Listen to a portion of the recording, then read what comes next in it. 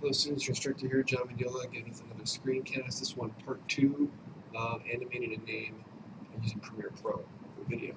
So I've got this here. Now if I want to animate it, let's just say I want to do something like drop it from off the screen, and then from the left side and kind of fade it into the middle. Or not fade it, but like roll it into the middle and then hold there a hot tick and then roll it off to the side. Here's what I would do. First thing I'm going to do here is go into my program monitor. I'm going to zoom out, maybe like 50. Let's try 25%. This is perfect. So now, let's say I want the animation to last 4 seconds. So I can just hover over the right edge here. I see kind of like a red bracket, a double arrow. I'm just going to drag in. I'm going to go to 4 seconds, like that.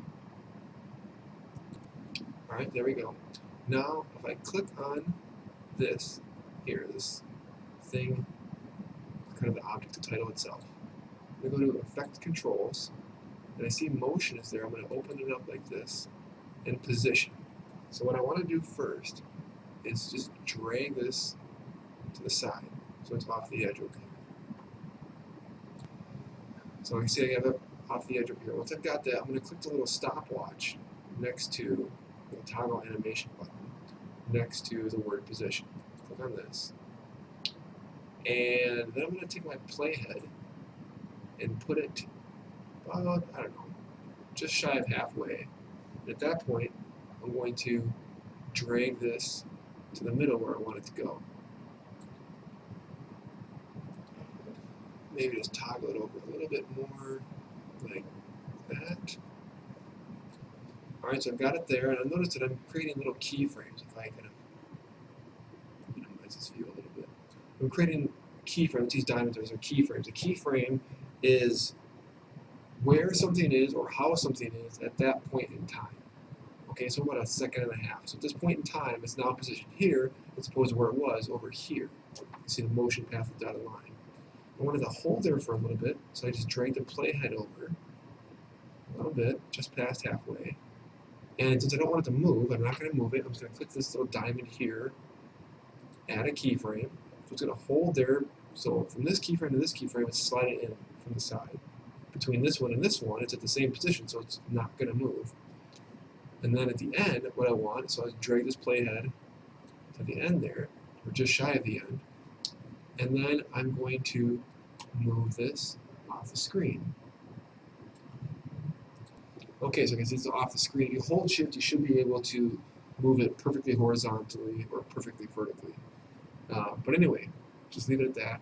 So now I have this. So now if I scrub my playhead through this, I know it's probably going to look choppy for you all because you're kind of taking in a video capture of animation. But anyway, I'm going to zoom into this now.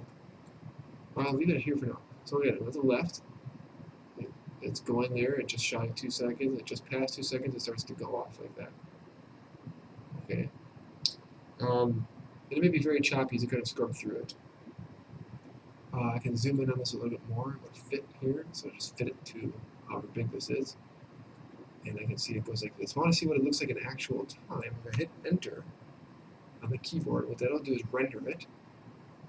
And it shows me like this, and then it goes like that.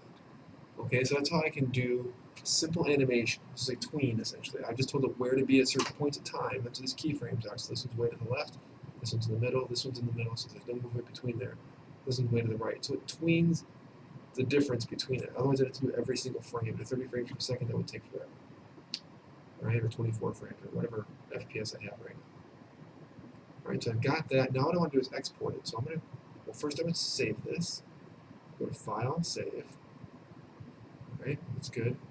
Then we're going to File, Export, Media.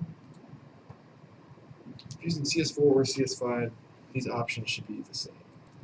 Or very close to the same. So now that I'm in the export settings, the changes, I'll just go to Microsoft API, preset, I'll leave this as it is. I go down here, maybe adjust some settings, 720 by 480. That's fine. And then click on this. Yeah, this should be fine. And then I'm just going to export it.